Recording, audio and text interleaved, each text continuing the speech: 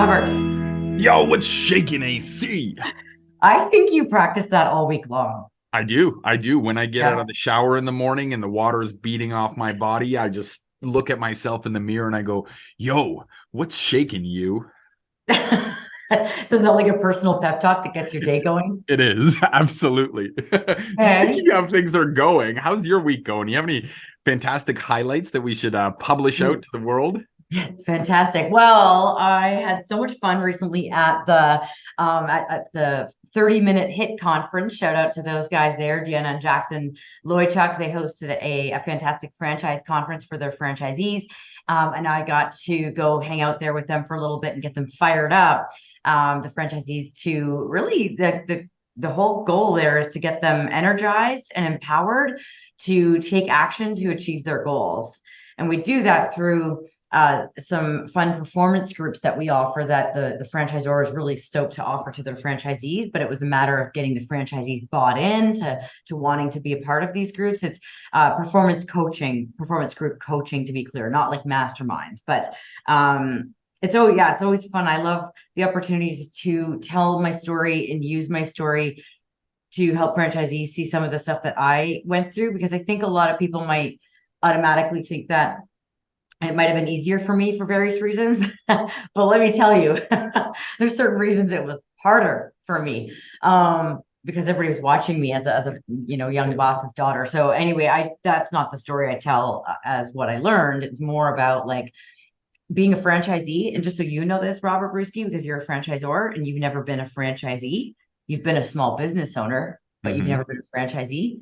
It is way harder than it looks, Yeah. because it's hard enough to be a small business owner, but when you're a franchisee, there's definitely like all kinds of amazing benefits, obviously, to being a franchisee. You have this network, and you have the support of the franchisor, and you have, branding and all that stuff. But it can be difficult to kind of be clear on what's expected of you, and you go into it knowing that you're going to get help, and you do, but there are certain things you have to take ownership of. So anyway, that was my highlight recently, and just love the opportunity to get in there and get franchisees fired up to grow their Well, business. that's wonderful because it actually leads me to the question that I wanted to talk about on this rant about is somebody recently this morning said, Rob, I don't know how you do it. And I said, do what? All that you do, And this person was right. Like I do a lot. Like I'm involved in a lot of things, charitable organizations, franchise systems, other businesses, all that sort of stuff. And You usually, play pool, you go to kickboxing, you swim, yeah. And you usually when eat people say, poutine. yep, when people say I'm busy, I kind of giggle to myself and I think to myself, you have no idea what busy is. There's not a soul I know on this planet that's busier than me. And so I sometimes think, yep, I said that, challenged I me. know. Okay, I'm laughing just so you know. Like, you really think you're the busiest? Like, okay. Yeah. Anyway, So I was thinking like we all have the same 24 hours in our day, and it seems like some people achieve more than others.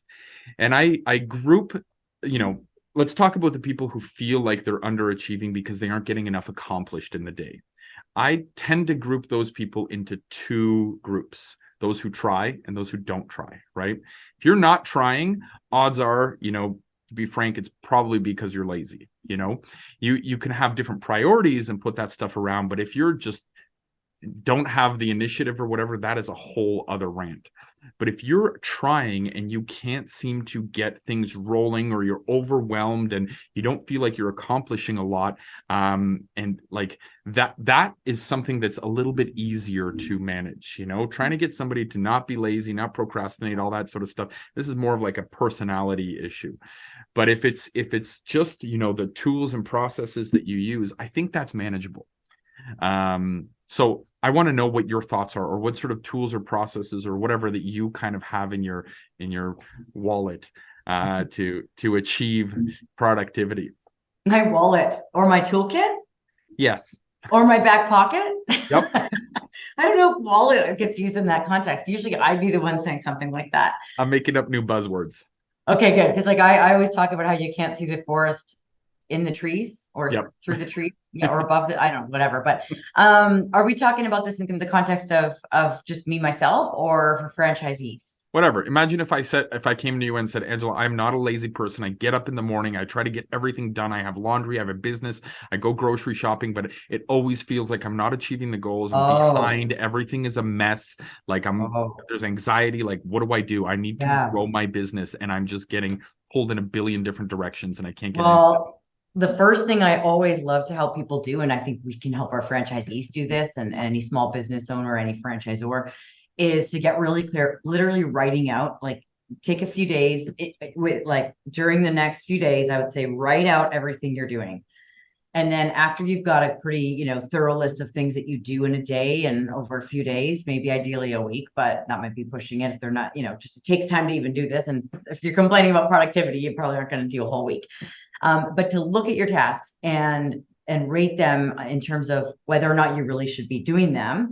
There's a few different ways I've seen this done. One of them is making a quadrant of, like, I like doing it and I'm good at it. I don't like doing it, but I'm good at it.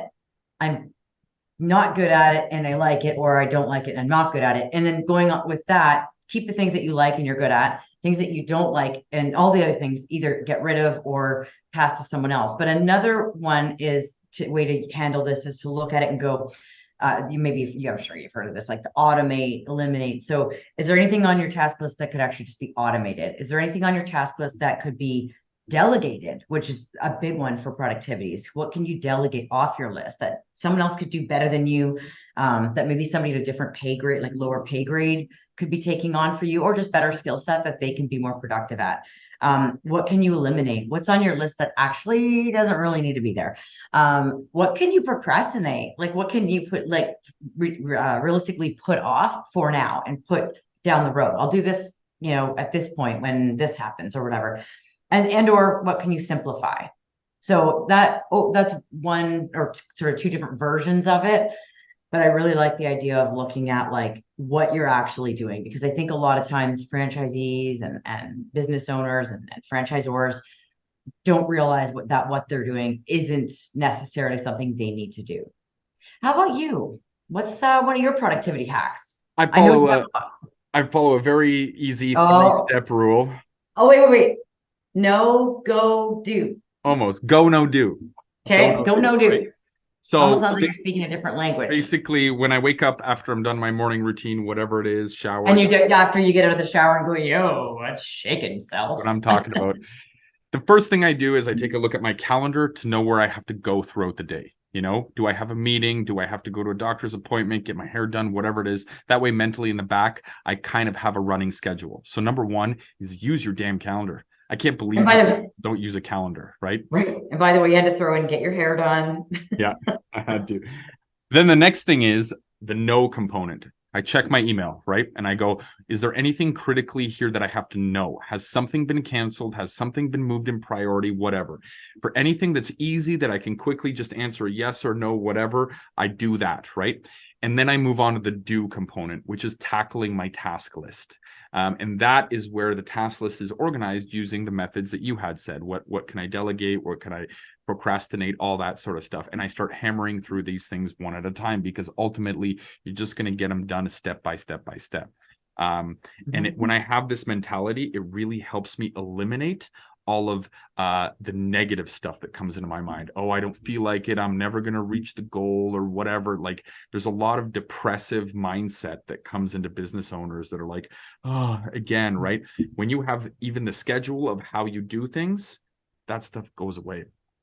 Well, and I think that's actually I want to make sure that we emphasize that point. A lot of people don't even use the calendar or schedule in small business because they just don't realize the value of it. Or a task list.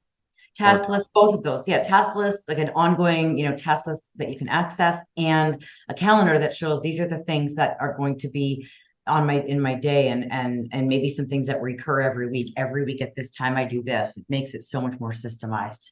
Yeah, a lot of people will say, "Oh, that sounds dumb. I don't do that. Software, whatever. You're way too organized." My response to them is like, "All right, continue to struggle then. Don't take the advice." And I'll just keep getting all my stuff done. Yeah, including this rant. Yes, let's wrap it up. 3, 2, 1. Go be awesome.